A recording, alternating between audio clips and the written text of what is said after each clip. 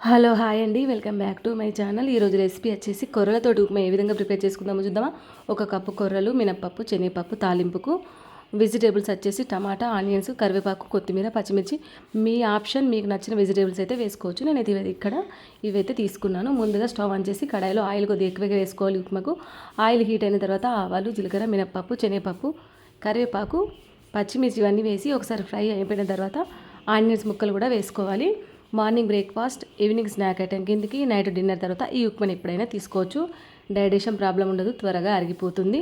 Same దొడ్డురవ్వ upma ఏ విధంగా ఉంటుందో ఈ కొర్ర ఉప్మా కూడా అదే విధంగా ఉంటుంది. ఇలా ఆనియన్స్ అన్నీ ఫ్రై అయిన తర్వాత కాజు ముక్కలు అండ్ టమాటా ముక్కలు కూడా వేసి ఒకసారి మంచిగా ఫ్రై చేసుకున్న తర్వాత ఈ ముక్కలకు సరిపడా సాల్ట్ అయితే వేసుకోవాలి. ఎప్పుడైనా సరే మనకు సాల్ట్ వేయడం వల్ల ముక్కలు అనేవి మెత్తగా ఆయిల్లో మెత్తబడిపోతాయి. ఇప్పుడు ఇందులో కొద్దిగా పసుపు అయితే యాడ్ చేసి మంచిగా కలుపుకోవాలి. చాలామంది చాలా వీడియోలలో కొర్రల్ని 3-4 గంటలు నానబెట్టాలి అంటున్నారు. నానబెట్టాల్సిన అవసరమే లేదు. ఈ ముక్కలతో పాటు ఇప్పుడు 1 కప్పు కొర్రల్ని ఇదే ముక్కలలో వేసి దూరగా అయ్యేంత వరకు మంచిగా ఈ కొర్రలని ఇదే ముక్కలతోటి ఫ్రై చేసుకోవాలి. ఇలా ఫ్రై అయిపోయిన తర్వాత 1 కప్పు కొర్రలకి 3.5 కప్పులు అయితే ఇప్పుడు ఇందులో కొలతల ప్రకారం వాటర్ అయితే యాడ్ చేసుకోవాలి. అంతే, ఇలా వాటర్ యాడ్ చేసుకొని బాగా మిక్స్ అయ్యేంత వరకు కలుపుకోవాలి.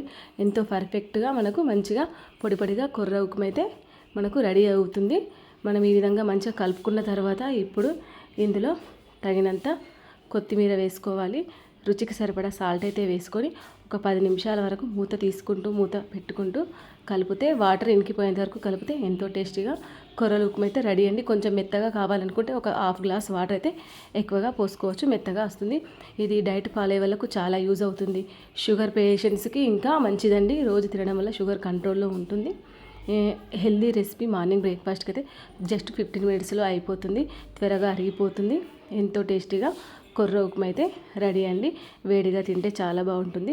మీరు కూడా తప్పక ట్రై చేసి ఎలా ఉందో కామెంట్ బాక్స్లో చెప్పండి. నా వీడియో కనుక నచ్చితే like, share, comment, please subscribe.